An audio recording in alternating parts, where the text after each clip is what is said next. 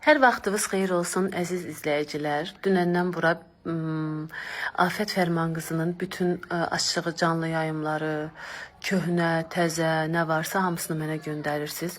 Amma mən dünən elə efirdə də onu açıqladım ki sizə. Bəs Afət Fərman qızı o canlıları mənə açmır. Və orada da mənə yaxınlaşanda, həmin o özü də etiraf edirik, toyda görüşmüşük.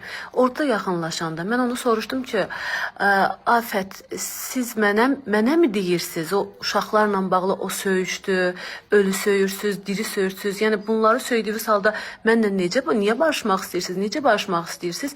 Dedi ki, o söyüşlərin, o canlıların sənə heç bir aidiyyatı yoxdur. Hətta bir məndən düşmənçilik yaparan, məndən protiv olan bir sənət yoldaşımın adını çəkdi. Dedi ona aiddir. Rusiyada sevgilisi var, odur budur. Və bir şey də qeyd elədi ki, düzdür, orada mən bəli, bir sənət yoldaşımın məndən protiv olan onun adını çəkdi, dedi ki, ona aiddir. Nə bilim, onun uşağın atasının başqa qadınla zaksı var, ailəsini dağıdır, əlini paylaşır, ayağını paylaşır. Nəysə, çox sözlər dedi. Mən o xanımın da adını çəkmək istəmirəm. Mən qəti surətdə razı deyiləm kiminsə haqqında danışmağın. Və düz deyir, mən bir kəlmə orada efirdə bir söz işlətdim. Deyir ki, qələt eləyərəm, o sözü deyərəm. Qələt eləyərəm demədi. Açığı efir olduğuna görə mən biraz üstü örtül dedim. Çünki efirə uşaq da baxır, böyük də baxır. Instagramda hər halda uşaq olmur. Bəli, orada mənə dedi ki, mən Afət Fərman qızı yox, Afət it qızı olaram. Əgər o sözləri sənə deyirəmsə, mənim dedi açdığım canlılarla sənə heç bir aidiyyatı yox. Məni artıq yaxından izləyən izləyicilərin çoxsu tanıyır ki, mən heç vaxt yalan söz danışmamışam. Və danışdığım çox sözlərdə şahidim varsa, onu sübut eləyə biləcəmsə danışıram. Mən yalan elə nə gəldi deyim, kimin haqqında nə gəldi deyim, yox.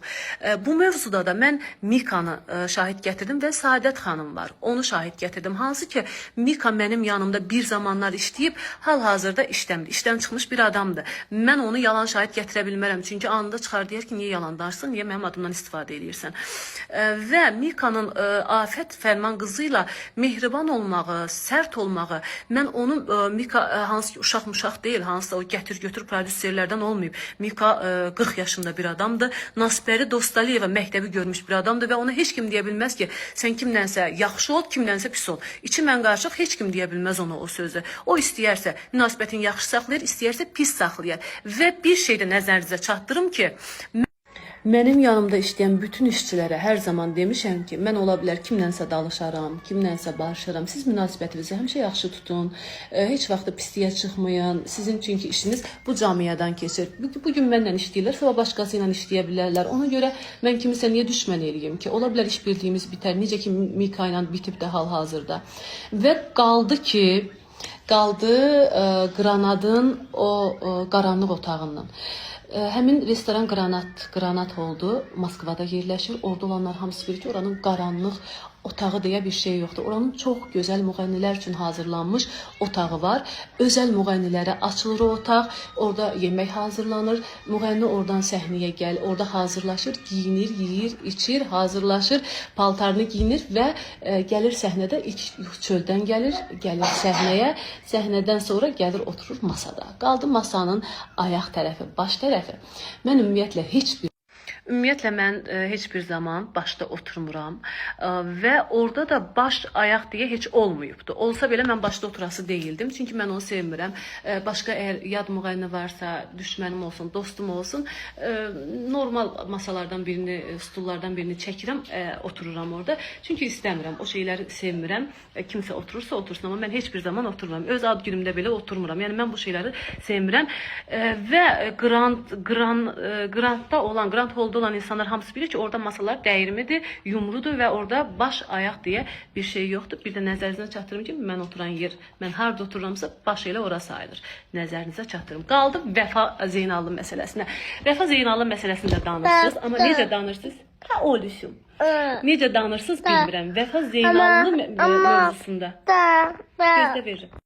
Vəfa Zeynallı məsələsində açıqlama gətirim. Yəni, mən yalanı sevmirəm. Mən yalan heç vaxt danışmamışam. Danışmayacam da. Çünki yalanı özümə təhqir bilirəm, yalanı özümə hörmətsizlik bilirəm. Yalan elə ən böyük əxlaqsızlıqdır, ədəbsizlikdir, tərbiyəsizlikdir.